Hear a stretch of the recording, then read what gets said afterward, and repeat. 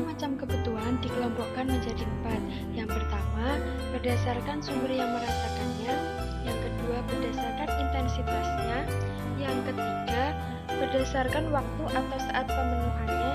Dan yang keempat, berdasarkan banyaknya orang yang merasakan.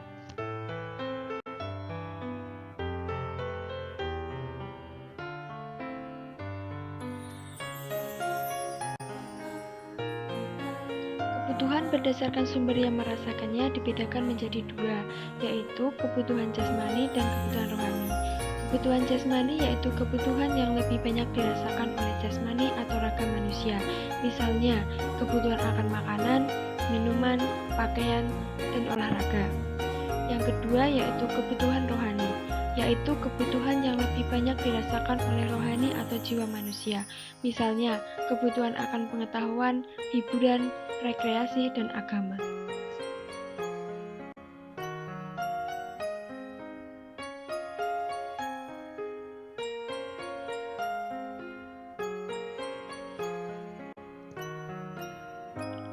Kebutuhan berdasarkan intensitasnya itu dikelompokkan menjadi 3, yaitu 1. Kebutuhan primer adalah kebutuhan yang harus dipenuhi untuk mempertahankan hidup yang layak.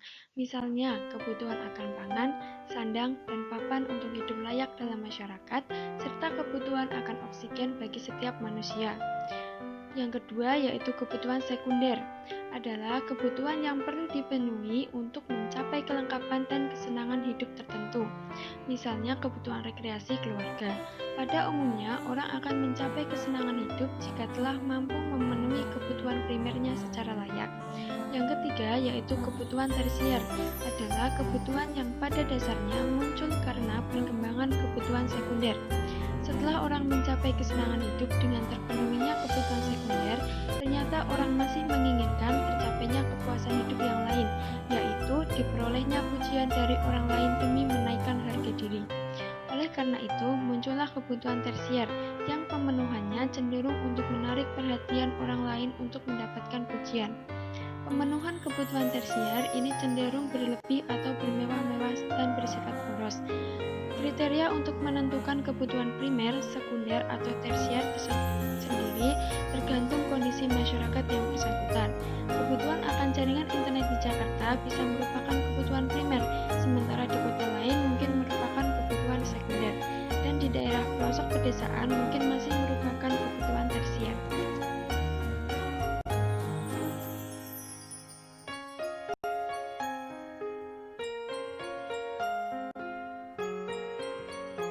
Kebutuhan berdasarkan waktu atau saat pemenuhannya dikelompokkan menjadi 2. Yang pertama yaitu kebutuhan sekarang adalah kebutuhan yang pemenuhannya harus dilakukan pada saat kebutuhan itu dirasakan. Dengan kata lain, pemenuhannya tidak bisa ditunda. Misalnya, kebutuhan akan obat bagi orang sakit, kebutuhan makanan bagi orang lapar, kebutuhan pakaian seragam, dan perangkat belajar bagi para pelajar. Yang kedua yaitu kebutuhan yang akan datang adalah kebutuhan yang pemenuhannya tidak harus dilakukan pada saat kebutuhan itu dirasakan. Dengan kata lain, pemenuhannya dapat ditunda. Misalnya, kebutuhan pakaian bagi orang yang sudah memiliki cukup banyak pakaian atau kebutuhan mobil mewah bagi orang yang telah memiliki mobil.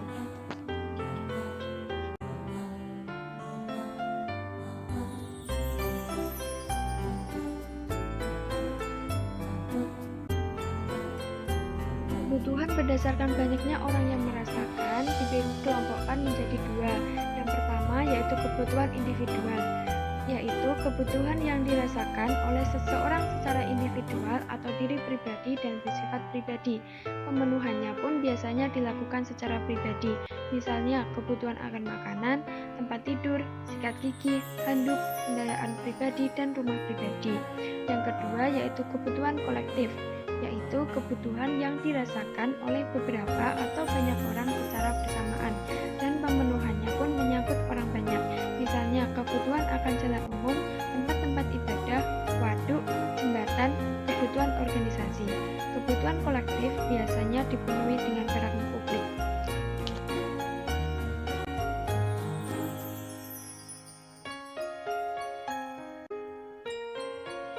Kehidupan manusia manusia di bumi ini tidak bisa lepas dari peran barang dan jasa. Selama manusia hidup, mereka selalu merasakan kebutuhan terhadap barang maupun jasa. Dan untuk mempertahankan hidupnya, kebutuhan itu harus dipenuhi dengan barang maupun jasa sebagai alat pemuasnya. Oleh karena itu, barang dan jasa disebut sebagai alat pemuas kebutuhan manusia. Meskipun sama-sama sebagai alat pemuas kebutuhan manusia, tetapi antara barang dan jasa mempunyai ciri yang berbeda. Barang dapat bersifat konkret maupun abstrak dan bisa dihasilkan atau dibentuk setiap saat. Sedangkan jasa selalu bersifat abstrak dan hanya dihasilkan atau dibentuk saat dikonsumsi saja.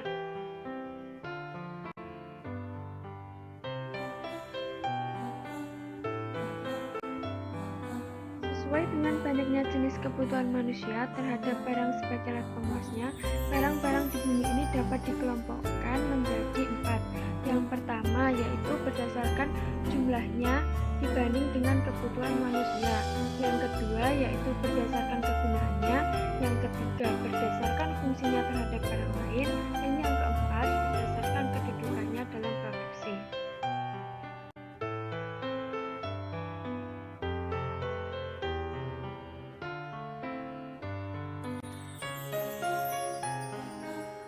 Berdasarkan jumlah dibanding dengan kebutuhan manusia dikelompokkan menjadi 2. Yang pertama yaitu barang bebas, yaitu barang yang jumlahnya lebih besar dibanding dengan kebutuhan manusia dan untuk memperolehnya tanpa memerlukan pengorbanan yang berarti.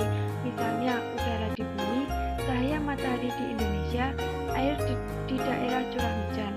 Yang kedua yaitu barang ekonomi, yaitu barang yang jumlahnya terbatas, lebih kecil sehingga diperlukan pengorbanan yang berarti untuk memperolehnya. Misalnya makanan, pakaian, air di daerah padang pasir, kendaraan, rumah tinggal, serta barang-barang yang terlihat di sekitar kita pada umumnya.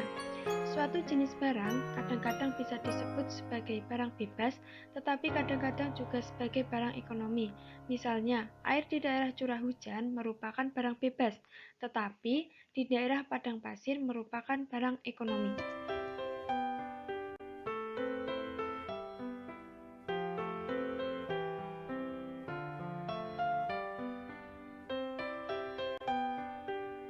Barang berdasarkan kegunaannya dikelompokkan menjadi 2. Yang pertama yaitu barang produksi, yaitu barang yang digunakan untuk menghasilkan barang atau jasa lebih lanjut.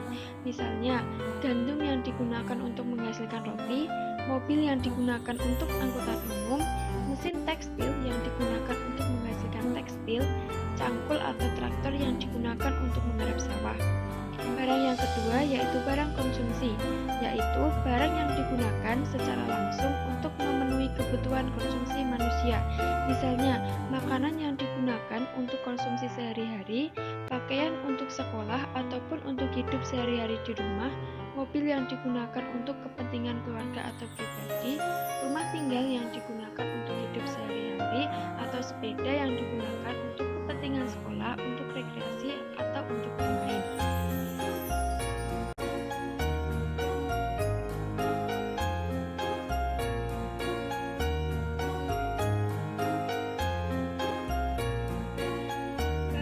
Berdasarkan fungsinya terhadap barang lain dikelompokkan menjadi 2. Yang pertama yaitu barang substitusi, yaitu barang yang fungsinya sebagai pengganti barang lain, misalnya jagung terhadap beras, pensil terhadap ballpoint, bis kota terhadap taksi.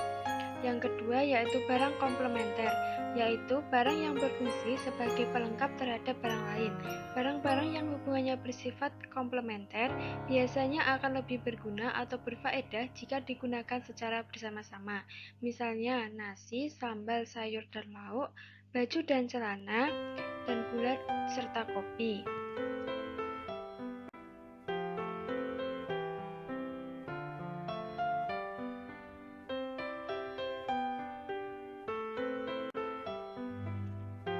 Barang berdasarkan kedudukannya dalam produksi dapat dikelompokkan menjadi 3. Yang pertama yaitu barang atau bahan dasar, yaitu barang utama atau awal yang digunakan untuk menghasilkan barang lebih lanjut. Yang kedua yaitu barang setengah jadi, yaitu barang yang merupakan hasil pengolahan barang sebelumnya. yang digunakan untuk menghasilkan barang lebih lanjut. Yang ketiga yaitu barang jadi atau barang akhir, yaitu barang yang merupakan hasil produksi yang siap dikonsumsi. Misalnya, dalam produksi pakaian jadi, kapas merupakan bahan atau dasar yang digunakan untuk menghasilkan tekstil sebagai barang setengah jadi. Kemudian, tekstil diolah menjadi baju sebagai barang jadinya.